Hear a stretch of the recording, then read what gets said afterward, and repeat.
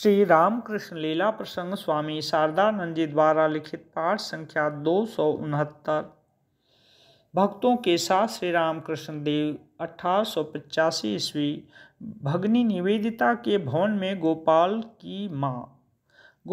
की माँ के अद्भुत जीवन वृत्तांत को सुनकर भगनी निवेदिता इतनी मुग्ध हुई थी कि सन 1904 ईस्वी में जब गोपाल की माँ का शरीर विशेष अस्वस्थ तथा क्षीण होने के कारण उन्हें बाग बाजार स्थित बलराम बाबू के घर पर लाया गया, उस समय उनको बाग बाजार स्थित अपने भवन में 17 नंबर बोसपाड़ा ले जाकर रखने का उन्होंने विशेष आग्रह प्रकट किया।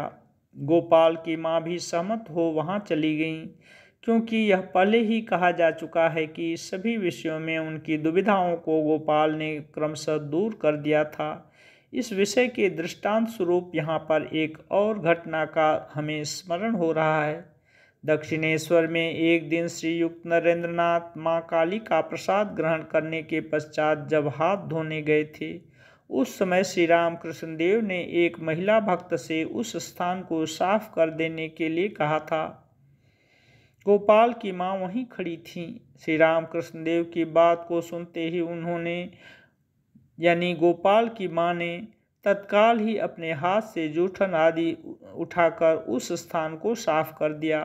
यह देखकर श्री रामकृष्ण देव आनंदित हो उक्त महिला भक्त से बोले, देखो देखो, उन्होंने दिनों दिन यह कैसी उदार होती जा रही है।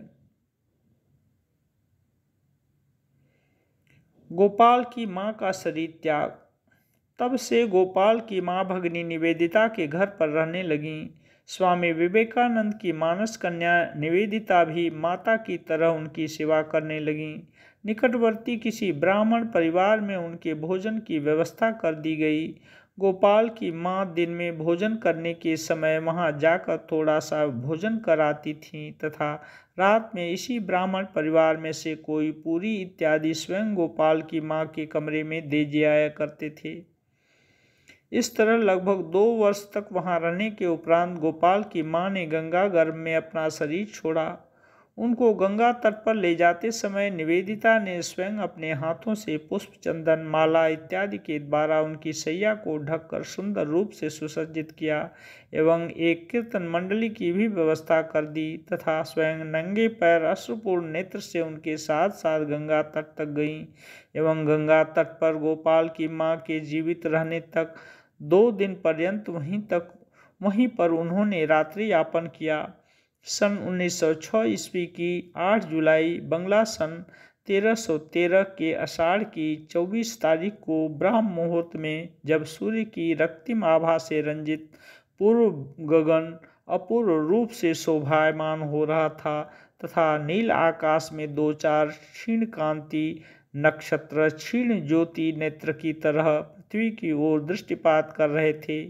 शैल तनया भगीरथी में ज्वार आने के कारण जब वह परिपूर्ण होकर अपनी धवल तरंगों द्वारा दोनों तटों को प्लावित कर मृदु मधुर नाद करती हुई प्रवाहित हो रही थी, उस समय गोपाल की माँ के शरीर को उस तरंग में अर्धनिमज्जित दशा में स्थापित किया गया तथा उनके पवित्र पंच प्राण श्री भगवान के अभय चरणों में लीन हो गए और वे अभय धाम को प्राप्त हुई।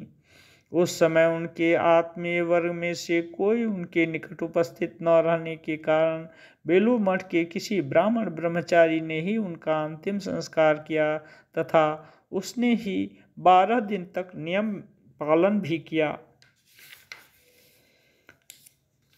गोपाल की माँ के वृत्तांत का उपसंहार।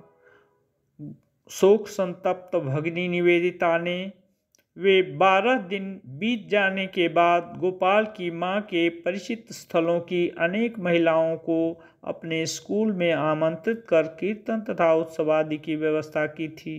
गोपाल की माँ ने इतने दिन तक श्री रामकृष्ण देव के जिस चित्र का पूजन किया था उसे बेलूर मठ में श्री रामकृष्ण देव मंदिर में रखने के लिए वे दे गई थीं एवं उसके साथ 200 रुपये भी उनकी सेवा के निमित्त वे छोड़ गई थीं। शरीर छोड़ने के 10-12 वर्ष पहले से ही वे अपने को सन्यासिनी के रूप में माना करती थीं तथा सर्वदा गैरिक वस्त्र धारण किया करती थीं।